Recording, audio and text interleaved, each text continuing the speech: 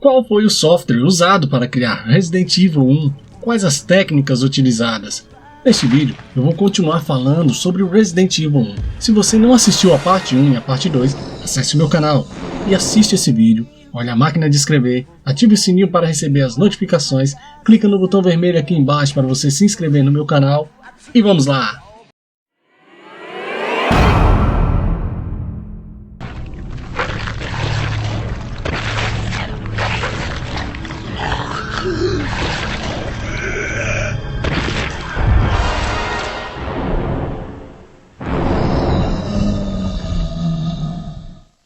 De acordo com as minhas pesquisas, o software usado para a criação do jogo foi o software Image. Era um programa da Avid para animação em 3D. Ele foi o software responsável pela criação de vários outros jogos como Star Wars The Clone Wars, Soldier of Fortune 1 e 2, Half-Life 2 e Battlezone 1 e 2. A pré-produção e o desenvolvimento do motor do jogo ocuparam o primeiro ano do desenvolvimento de Resident Evil, de 27 meses, com uma previsão inicial de apenas 18 a 24 meses. Isso ocorreu em grande parte porque os desenvolvedores estavam testando o PlayStation por 6 meses e encontraram obstáculos onde suas ideias eram muito elaboradas, por nunca terem trabalhado com um sistema de 32 bits antes. Durante os primeiros meses, o jogo foi considerado para o Super Famicom. A produção foi rapidamente alterada para o novo PlayStation da Sony, no qual a Capcom tinha interesse.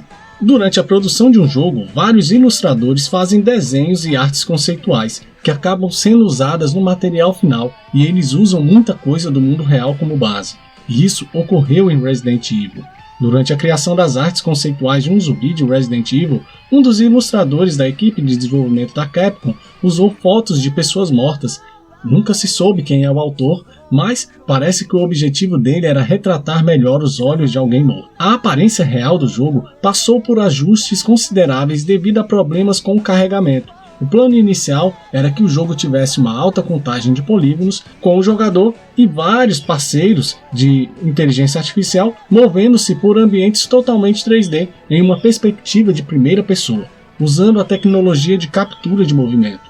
Esta proposta causou vários problemas no PlayStation, então foi decidido que seria reduzida a quantidade de polígonos para economizar espaço. Os ambientes 3D projetados para o jogo foram deixados e foram substituídos por renderizações 2D de certos pontos de vista para dar uma sensação cinematográfica.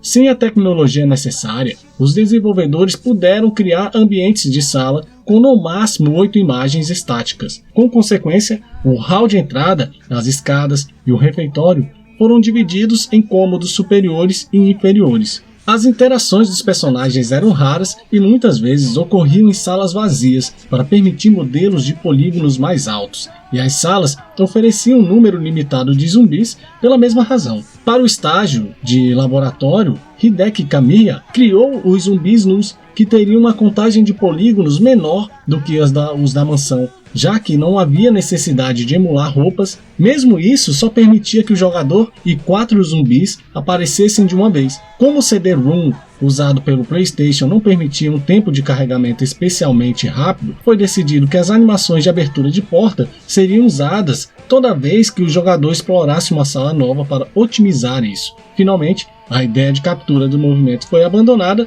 devido às preocupações de que a tecnologia disponível era muito complexa e lenta, e então a animação tradicional para o elenco foi usada em seu lugar. Em termos de jogabilidade, mudanças consideráveis foram feitas no meio da produção, inspirando-se em Alcazar The Forgotten Fortress. Pretendia-se que cada inimigo tivesse vários ataques e pudesse ser totalmente evitado pelo jogador, enganando assim a inteligência artificial inimiga. Uma ideia adicional de usar armadilhas para matar inimigos foi estudada, mas foi decidido que não havia tempo suficiente para adicionar essa mecânica.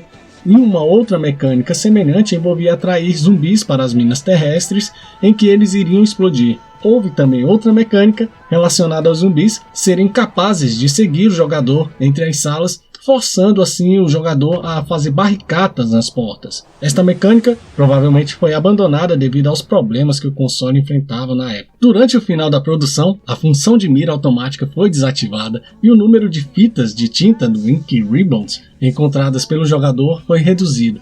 A Capcom também planejou eliminar as caixas de itens, da versão norte-americana, o que significava que qualquer item armazenado pelo jogador em uma caixa de itens não poderia ser recuperado em outra, mas elas foram restauradas para a versão lançada no jogo da América do Norte. Ainda bem, né? 5 milhões de cópias foram vendidas no mundo inteiro. Resident Evil tem a pior dublagem da história. Ainda em 2008, a dublagem do Resident Evil entrou para o livro dos recordes. Foi o ano que foi lançada uma edição especial só de videogames do Guinness Book. A série conquistou outros recordes legais, mas o primeiro Resident Evil ganhou oficialmente o título de videogame com os piores diálogos de todos os tempos. Todos os diálogos do jogo foram escritos originalmente em japonês e traduzidos para inglês por algum membro da equipe de desenvolvimento, então ninguém achava que o texto ia ficar esquisito.